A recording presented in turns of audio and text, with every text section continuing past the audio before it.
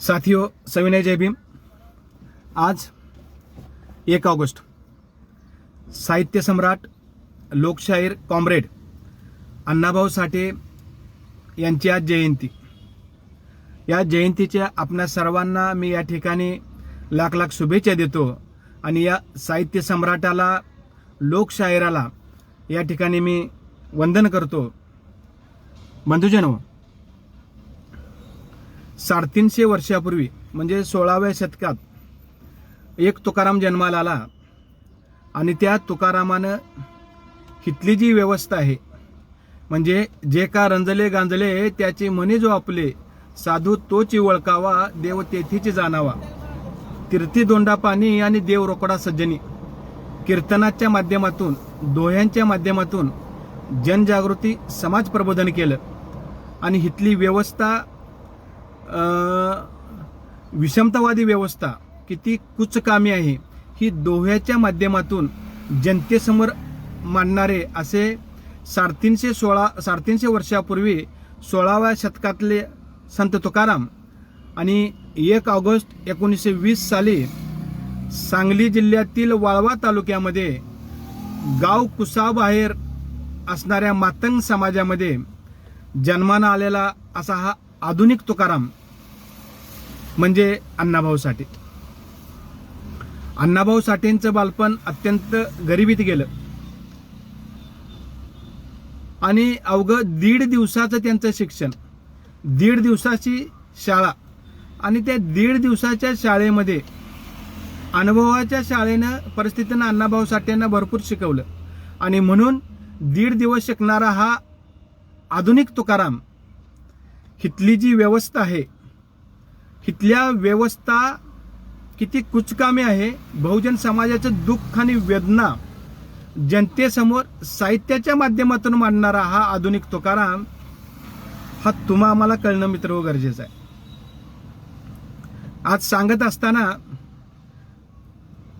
अण्णाभाऊ साठे की हजारो वर्षापासून आम्हाला सांगण्यात आलं होतं की ही पृथ्वी शेषाच्या म्हणजे नागाच्या, शेष नागाच्या मस्तकावर तरलेली आहे।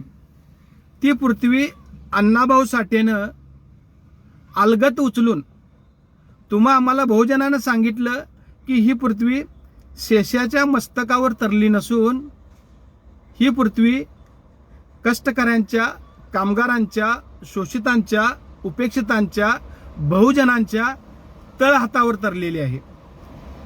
म्हणजे हा किती मोठा विचार अण्णाभाऊ साठेनं या समाजासमोर मांडला। किती मोठं, आम्हाला तर असं इतकं भारी वाटायला लागलं की बाबा शेषावर ही माझी पृथ्वी ही कुठल्या शेष मस्तकावर नसून ते आमच्या हातावर आहे आणि हा विचार तुमच्या आमच्या समोर अण्णाभाऊ साठेनं मांडला आणि म्हणून अण्णाभाऊ साठे तुम्हा आम्हाला कळणं ही काळाची गरज आहे। बंधुजनो, उभ्या आयुष्यामध्ये अण्णाभाऊ साठेनं लाल बावट्याच्या माध्यमातून कम्युनिस्टवादी चळवळ चालवली, पण शेवटी अण्णाभाऊ साठेंनी की जो मार्क्स या कामगाराची पिळवणीखोर सिद्धांतवाद मांडतो, त्या कामगारांच्या, शोषिताच्या, वंचितांच्या पेक्षा भाकरीची ताकद, स्वाभिमानाची ताकद त्याच्यापेक्षा कितीतरी मोठी नाही। म्हणजे मार्क्सवाद हा कामगारासाठीचं जे काय असेल तर त्यांना प्रश्न सोडतील, पण स्वाभिमानाचा प्रश्न हा बुद्धाच्या विचारानं सोडला जाऊ शकतो। हा अण्णाभाऊ साठेनं येणाऱ्या काळामध्ये विचार मांडला आणि बुद्धांच्यावर त्यांनी एक कथा लिहिली आणि म्हणून शेवटी जाता जाता अण्णाभाऊ साठेंनी फकीरा ही कादंबरी बाबासाहेबांच्या क्रांतिकारी विचारांना अर्पण केली आणि मग अण्णाभाऊ साठेनं या बहुजन समाजाचं दुःख आणि वेदना आपल्या साहित्याच्या माध्यमातून मांडत असताना एक क्रांतिकारी गीत लिहिलं आणि ते गीत आज देखील अजरामर आहे। ते गीत मी आज या ठिकाणी तुम्हाला सांगतो आणि मग थांबेन मी।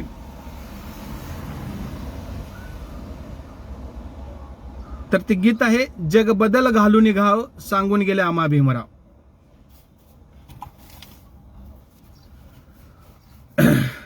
जग बदल घालून गाव सांगून गेले आम्हा भीमराव. गुलामगिरीच्या या चिखलात, गुलामगिरीच्या या चिखलात ऋतून बसला का ऐरावत.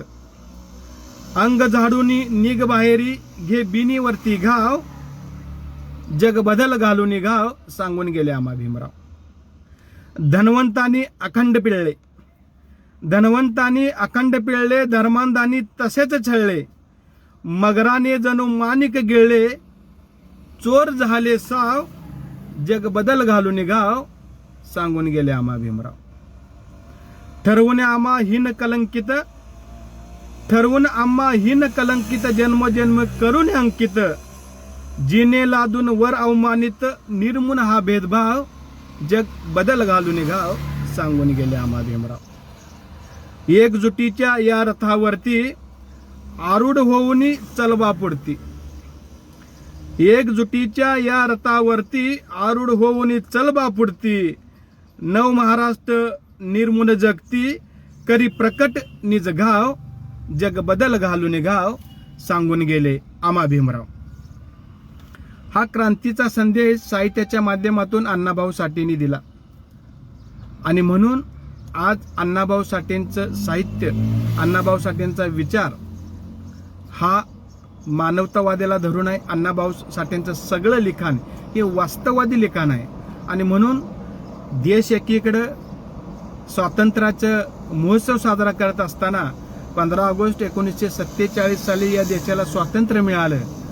पण लगेचच 16 ऑगस्ट 1947 साली अण्णाभाऊ साठेंनी मुंबईमध्ये आझाद मैदानामध्ये एक क्रांतीचा मोर्चा काढला आणि त्या क्रांतीच्या मोर्चामध्ये अण्णाभाऊ साठेंच्या त्यावेळी घोषणा काय होत्या, ये आजादी झूठी है, देश की जनता भूकी है.